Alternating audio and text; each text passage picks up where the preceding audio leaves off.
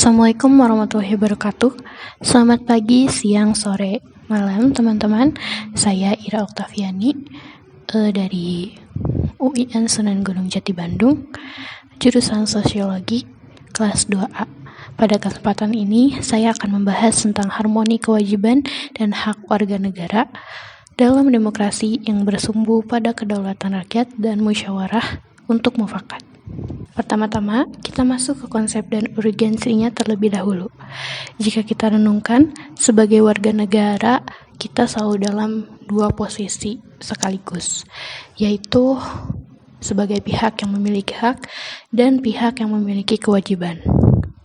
Apa itu hak dan kewajiban? Hak adalah sesuatu yang harusnya kita terima, dan kewajiban adalah sesuatu yang seharusnya kita lakukan. Keduanya tidak bisa dipisahkan, karena pada dasarnya hubungan antara hak dan kewajiban bersifat timbal balik. Contohnya, kita mempunyai hak untuk mendapatkan pendidikan, tapi negara punya kewajiban untuk menyediakan pendidikan.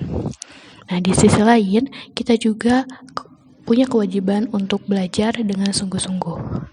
Masalahnya, dalam realitas sekarang, sering terjadi ketimpangan, seperti banyak orang yang menuntut hak, tetapi enggan menjalankan kewajiban. Ini di dalam sosiologi disebut sebagai kecenderungan strong sense of entitlement.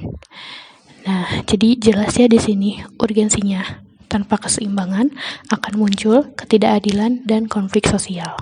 Nah, teman-teman, sekarang lanjut ke alasan mengapa harmoni ini diperlukan. Nah, kalau secara historis, Indonesia itu justru lebih dulu mengenal kewajiban daripada hak. Karena pada masa kerajaan dan penjajahan, rakyat itu dituntut untuk patuh tanpa banyak membicarakan soal hak. Namun setelah kemerdekaan itu terjadi pergeseran. Masyarakat mulai sadar hak, tapi seringkali melupakan kewajiban. Nah, disinilah muncul dilema. Jika hanya menuntut hak, itu bisa muncul individualisme dan konflik. Jika banyak menekankan kewajiban, itu bisa mengarah ke otoritarianisme. Nah, jadi harmoni ini dibutuhkan untuk mencegah penyalahgunaan kekuasaan, menjaga keseimbangan antara individu dan masyarakat, lalu mewujudkan demokrasi yang sehat. Oke, kita bergeser ke sumber harmoni. Sumber harmoninya ada 3, yaitu historis, sosiologis, dan politik. Nah, kita ke sumber historis dulu ya. Kita pertama-tama ke sumber historis dulu ya. Jadi dari sisi historis global, konsep hak itu berkembang dari pemikiran tentang hak asasi manusia, seperti hak hidup, kebebasan, dan kepemilikan. Namun dalam perkembangannya, itu muncul kesadaran bahwa kebebasan tidak bisa berdiri sendiri tanpa tanggung jawab. Ya, artinya setiap hak selalu mengandung konsekuensi kewajiban. Lalu ada sumber sosiologis. Nah, kalau dari sisi sosiologis, kondisi masyarakat Indonesia saat ini menunjukkan adanya berbagai gejolak sosial, seperti konflik antar kelompok dan ketimpangan kekuasaan. Hal ini menunjukkan bahwa keseimbangan antara hak dan kewajiban belum sepenuhnya terwujud. Yang ketiga, ada sumber politik. Nah, perubahan besarnya ini terjadi setelah reformasi, terutama di amandemen Undang-Undang Dasar tahun 1945. Hasilnya itu hak asasi manusia diatur lebih jelas di pasal 28A sampai 28J. Muncul juga penegasan kewajiban dasar manusia. Nah, artinya di sini negara mulai menyeimbangkan antara hak dan kewajiban secara konstitusional. Lanjut teman-teman ke dinamika dan tantangan ya. Jadi ada perubahan Undang-Undang Dasar Negara Republik Indonesia tahun 1945 ya, yang membawa perubahan penting dalam pengaturan hak dan kewajiban antar negara dan warga negara. Perubahan UUD NRI ini memiliki dinamika yang luar biasa. Berikut disajikan dalam bentuk-bentuk perubahan aturan dasar dalam Undang-Undang Dasar Negeri Republik Indonesia tahun 1945 sebelum dan sesudah amandemen tersebut. Yang pertama ada aturan ihwal dasar dalam bidang ilmu pengetahuan, teknologi, pendidikan, dan kebudayaan. Nah, di sini pemerintah memiliki tanggung jawab untuk memajukan IPTEK sebagaimana diatur dalam pasal 31 ayat 5. Namun, kemajuan tersebut harus tetap berlandaskan nilai-nilai agama dan memperkuat persatuan bangsa. Nah, hal ini menunjukkan bahwa pembangunan tidak hanya berorientasi pada kemajuan teknologi, tetapi juga harus menjaga nilai sosial dan budaya. Lanjut ke aturan ihwal dasar di bidang perekonomian dan kesejahteraan sosial.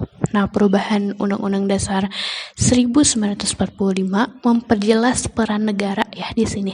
Jadi pasal 33 itu menegaskan bahwa perekonomian disusun berdasarkan asas kekeluargaan serta cabang produksi penting dan sumber daya alam dikuasai negara untuk kemakmuran rakyat.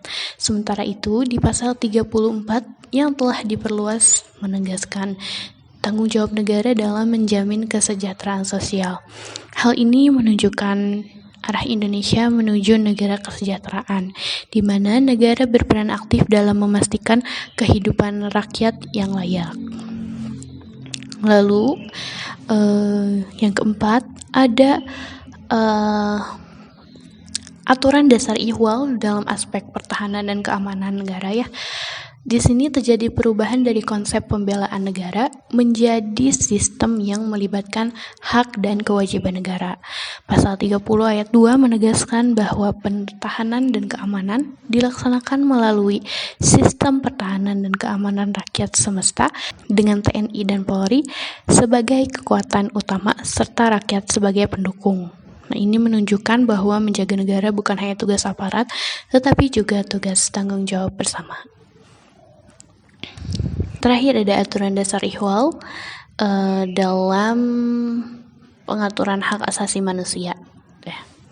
Setelah amandemen, ketentuan HAM diatur secara khusus dan lebih rinci. Tidak hanya hak, tetapi juga kewajiban manusia diatur untuk menciptakan keseimbangan antara kebebasan dan tanggung jawab.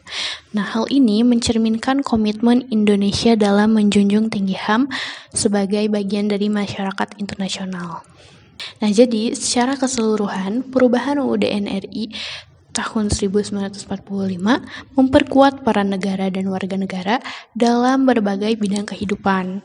Namun, keberhasilan dari perubahan ini sangat bergantung pada bagaimana aturan tersebut dijalankan dalam praktik, sehingga tujuan menciptakan masyarakat yang adil, sejahtera, dan demokratis dapat benar-benar terwujud. Oke teman-teman, lanjut ya. Yang terakhir ada esensi dan urgensi harmoni antara hak dan kewajiban. Nah, jadi esensi dan urgensi harmoni antara kewajiban dan hak negara serta warga negara terletak pada terciptanya keseimbangan dalam kehidupan berbangsa dan bernegara. Nah, harmoni ini penting ya karena seperti yang tadi di awal saya bilang, tanpa keseimbangan itu akan muncul ketimpangan, baik dalam bentuk penyalahgunaan kekuasaan oleh negara maupun pengabaian kewajiban oleh warga negara. Nah, untuk memahami hal ini dapat dilihat melalui beberapa aspek kebutuhan dasar warga negara, yaitu seperti agama, pendidikan, dan kebudayaan. Lalu ada perekonomian dan kesejahteraan, serta pertahanan dan keamanan. Kita masuk ke aspek yang pertama. Dari aspek agama, Indonesia ini kan dikenal sebagai bangsa yang religius. Hal ini tercermin dalam pasal 29 UUD NRI tahun 1945 yang menegaskan bahwa negara itu berdasar atas ketuhanan yang Maha Esa. Nah, prinsip ini bukan berarti hanya mengacu pada satu aspek, melainkan menjadi dasar yang menjiwai seluruh sila dalam Pancasila. Negara juga menjamin kebebasan setiap warga untuk memeluk agama dan beribadah sesuai keyakinannya. Disinilah terlihat ya harmoni tersebut itu. Negara berkewajiban melindungi kebebasan beragama, sementara warga negara berkewajiban untuk menjaga toleransi dan menghormati perbedaan. Lanjut kita ke bidang pendidikan dan kebudayaan ya.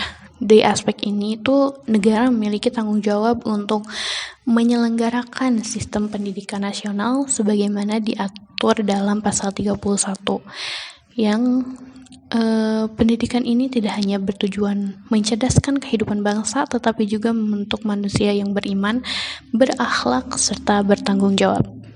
Dalam hal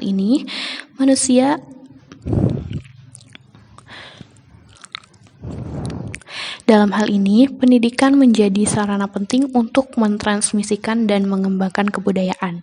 Harmoni itu tercipta ketika negara menyediakan akses pendidikan yang layak, sementara masyarakat berperan aktif dalam memanfaatkan dan mengembangkan potensi tersebut. Gitu. Oke, selanjutnya ada dalam bidang perekonomian dan kesejahteraan. Tuh, di dalam pasal 33 menegaskan bahwa perekonomian itu disusun berdasarkan asas kekeluargaan, ya, artinya ekonomi tidak semata-mata berorientasi pada keuntungan individu, tetapi juga pada kepentingan bersama. Nah, konsep ini diwujudkan dalam sistem ekonomi kerakyatan yang menempatkan rakyat sebagai pelaku utama sekaligus penerima manfaat. Nah, harmoni dalam bidang ini itu tercapai jika negara mengelola sumber daya untuk kemakmuran rakyat dan warga negara berpartisipasi secara aktif, serta bertanggung jawab dalam kegiatan ekonomi. Nah, jadi teman-teman, terakhir ya untuk dalam aspek pertahanan dan keamanan.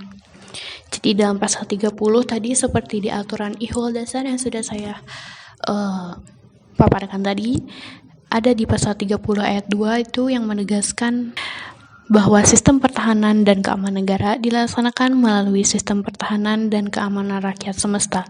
Jadi TNI dan Polri itu berperan sebagai kekuatannya, ya, kekuatan utama. Nah, sementara rakyat itu sebagai pendukung. Nah, ini menunjukkan bahwa keamanan negara itu bukan hanya tugas aparat saja, melainkan tanggung jawab bersama. Nah, negara itu berkewajiban menyediakan sistem perlindungan, sedangkan warga memiliki kewajiban untuk ikut serta dan menjaga stabilitas dan ketertiban. Baik, teman-teman, jadi secara keseluruhan ya, harmoni antara hak dan kewajiban negara serta warga negara itu merupakan fondasi penting dalam menjaga keutuhan dan keberlangsungan negara. Tanpa harmoni tersebut, berbagai kebijakan tidak akan berjalan efektif dan tujuan untuk mewujudkan masyarakat yang adil, sejahtera dan demokratis akan sulit tercapai. Nah, baik teman-teman, mungkin cukup sekian yang dapat saya sampaikan. Saya memohon maaf bila ada salah dalam perkataan serta perbuatan. Terima kasih sudah menonton. Semoga teman-teman sehat selalu. Wassalamualaikum warahmatullahi wabarakatuh.